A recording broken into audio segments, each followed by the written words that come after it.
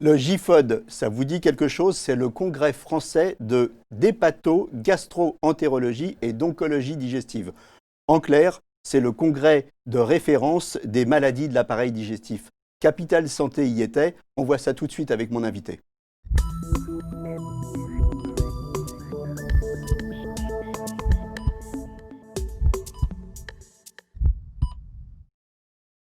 Alors avec moi sur le plateau de Capital Santé, le docteur William Bérébi, vous êtes gastro-entérologue à Paris et vous êtes l'auteur de ce pavé, cette référence diagnostique et thérapeutique dont c'est déjà la 8e édition et vous étiez notre envoyé spécial donc au GIFOD. Alors, 4 nouveautés ont retenu votre attention.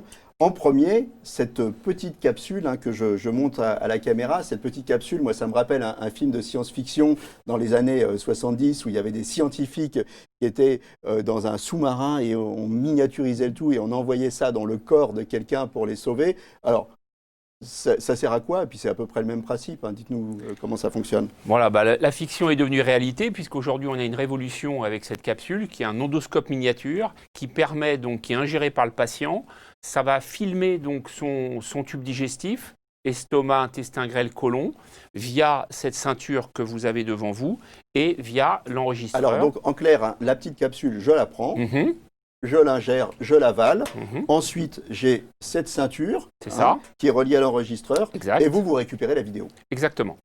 Alors, ça permet d'éviter quoi, la coloscopie? Tout à fait. C'est-à-dire que cet examen va permettre chez les patients qui ont une coloscopie incomplète, c'est 10% quand même des patients, pour des raisons techniques, qui ont un refus de la coloscopie, ça arrive aussi, et une contre-indication, puisqu'il y a des patients coronariens ou qui ont une insuffisance respiratoire qui peuvent avoir une contre-indication à l'anesthésie générale. Et la différence, par contre, par rapport à la coloscopie, c'est qu'on ne peut pas intervenir en même temps qu'on fait l'examen. C'est-à-dire qu'on ne peut pas enlever des polypes en même temps qu'on fait l'examen. Pas pour le moment. Ça viendra certainement, mais pour le moment, on ne peut que diagnostiquer, mais pas de geste interventionnel pendant. Donc ça, on est bien d'accord, ce n'est pas de la science-fiction, vous le faites dans votre cabinet, vous, aujourd'hui? Exactement. C'est la réalité d'aujourd'hui. Ça se fait à l'hôpital, mais aussi en cabinet. Et donc, c'est extrêmement simple à mettre en place et à réaliser. Alors, première nouveauté, on a vu la capsule.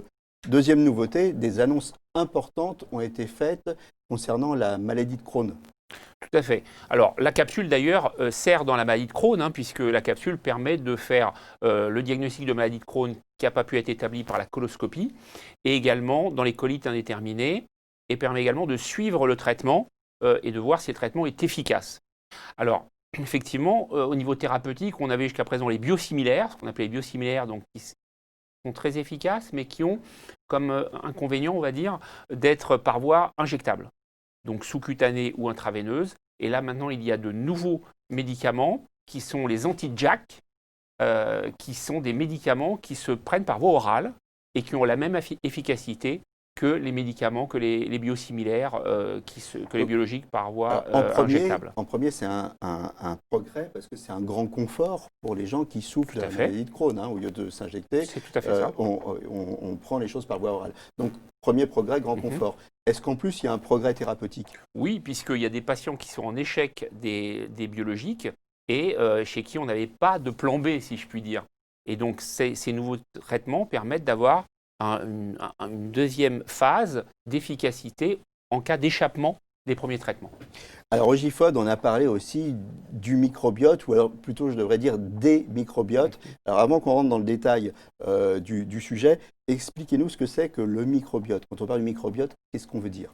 Alors le microbiote, c'est un écosystème microbiologique qui existe dans le sang, mais bien évidemment dans le tube digestif, et on parle donc de microbiote intestinal, et c'est 100 000 milliards, accrochez-vous bien, d'espèces, d'individus, avec 500 espèces différentes. Donc on a c'est un univers. C'est un univers c'est le plus grand univers cellulaire du corps humain, qui est donc dans l'intestin. Donc c'est un peu comme si c'était des poupées russes. Nous, on vit dans l'univers, et puis à l'intérieur de nous, il y a des univers, donc ces fameux microbiotes. Alors, ce qu'on a appris au GIFOD, c'est que donc il n'y a pas un microbiote, il y a des microbiotes et que ces microbiotes ont des corrélations les uns avec les autres, c'est ça? Exactement. C'est-à-dire qu'il y a un microbiote dans le sang et un microbiote intestinal qui est le microbiote le plus important, mais il y a des connexions, c'est-à-dire que lorsque le microbiote intestinal est défaillant, la barrière épithéliale, ça qu'il faut bien comprendre, ne fonctionnant plus, ça permet à des bactéries qui sont au départ pas pathogènes de passer dans le sang et d'entraîner différentes maladies. Donc les bactéries du microbiote de l'intestin peuvent passer dans le microbiote sanguin, Oui. c'est ça? C'est-à-dire à partir du moment où le microbiote est altéré, on parle de dysbiose, et la dysbiose va permettre à des bactéries qui sont bloquées normalement dans le tube digestif de passer dans le sang. D'accord. C'est ça le problème. Alors, ça C'est débouche ce qu'on appelle la perméabilité muqueuse. ça débouche sur quel problème? Alors ça débouche sur différentes maladies, le syndrome de l'intestin irritable, les maladies inflammatoires de l'intestin type maladie de Crohn, les maladies hépatiques et certaines maladies neurologiques. Et donc, je suppose que puisque maintenant on comprend que les bactéries peuvent passer et qu'il y a une perméabilité, c'est un des facteurs de recherche. On va peut-être agir sur cette perméabilité pour éviter aux bactéries de passer, c'est ça? Exactement, exactement. C'est-à-dire que là, la recherche, donc là, il y a eu des gros progrès pendant ce congrès où on a appris des choses extraordinaires. C'est-à-dire qu'on essaye de faire la corrélation entre l'altération du microbiote intestinal, sa répercussion dans le sang et sa répercussion dans l'organe cible, qui peut être le foie ou même le système nerveux. Alors, enfin, on a parlé aussi, c'est le quatrième point sur lequel vous voulez insister. On a parlé des NASH et des conséquences de l'obésité sur le foie. Alors, les NASH, N-A-S-H, qu'est-ce que c'est? Qu'est-ce que ça veut dire? Alors, NASH, ça fait partie des NAFLD. Ce sont toutes les pathologies donc, liées au surpoids et à la graisse. Et cela va de la stéatose, c'est-à-dire de la surcharge graisseuse du foie, à la fibrose, pour se terminer, dans les cas les plus graves, par la cirrhose, voire le carcinome hépatocellulaire, qui est donc le cancer primitif du foie. Alors, vous parlez de cirrhose, mais ce qui est important de savoir, c'est qu'on peut avoir une NASH et ne pas boire d'alcool. Tout à fait. Hein, c'est corrélé à l'obésité. On appelle ça aussi, je crois, la maladie du soda ou la maladie du foie gras humain. Exactement. NASH veut dire non-alcoolique stéatosis hépatitis, c'est-à-dire, donc, comme son nom l'indique, no alcoolique. Donc, ce n'est pas lié à l'alcool, hein. Ces patients-là ne boivent pas d'alcool, ou très peu, mais en général pas, et c'est le surpoids qui va générer la maladie du foie. D'accord. Donc, le foie graisseux, comme les oies, en fait, c'est ça, oui, qu'on engraisse. Mmh. Alors, il faut dire que c'est un vrai problème de santé publique parce que les NASH ont doublé en 15 ans, mondialement. Exact, oui. Hein, c'est ça? Tout à fait. Les NASH ont doublé en 15 ans. Tout à fait. Alors, c'est dû à quoi? C'est la malbouffe, c'est ça? Oui, en grande partie. On sait qu'il y a de plus en plus dans la population occidentale de surpoids et d'obésité, et donc par conséquent, les NASH suivent exactement cette courbe de croissance du poids dans les populations. Et donc par conséquent, ça devient un problème de santé publique avec une mortalité très importante, et c'est la première cause de cirrhose du foie après l'alcool. D'accord, c'est-à-dire que en fait, cet excès de graisse peut entraîner une cirrhose, mais pas que, des cancers aussi? Cancer du foie, hein, donc la filiation se fait vers fibrose, cirrhose, cancer du foie, mais ça peut des fois court-circuiter et parfois des patients peuvent avoir un cancer du foie, donc un carcinome hépatocellulaire, sans avoir eu de cirrhose au préalable. D'où l'importance des mesures diététiques et thérapeutiques. On va en parler.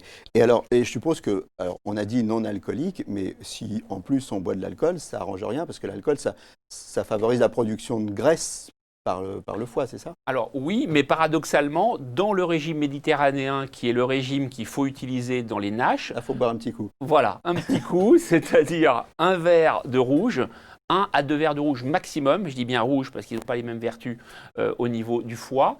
À ce moment-là, ça fait partie du régime. On peut ou on doit boire un ou deux petits verres de rouge. C'est pas pareil. Hein. C'est pas pareil. S'il n'y a pas de contre-indication d'autre nature, donc là, il faut voir avec le cardiologue, etc., il est recommandé dans le régime méditerranéen de boire 1 à 2 verres de vin rouge par jour. D'accord.